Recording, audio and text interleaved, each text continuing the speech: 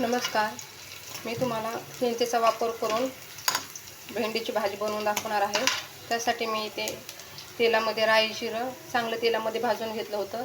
याच्यामध्ये मी लसूण आणि कांदा चांगला तेलामध्ये फ्राय करून घेतलेला आहे. आता मी याच्यामध्ये एक टमॅटो घालणार आहे.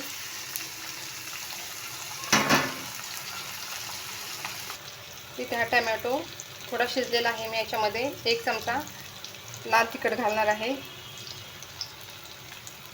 1 चमचा धना पावडर घालणार आहे, पाव चमचा हळद घालून घेणार आहे.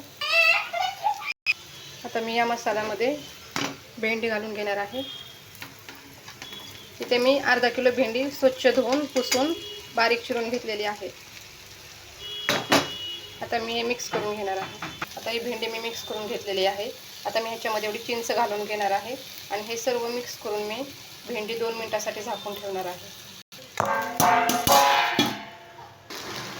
मी याच्यावरचं झाकण काढून घेतलेलं आहे. आता ही भाजी मी 7 ते 8 मिनिटासाठी बारीक गॅसवरती शिजवून घेणार आहे.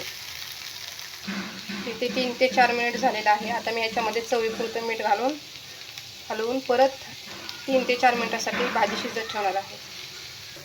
इथे आपण पाहू शकता की भेंडीची भाजी बनवून तयार झालेली आहे.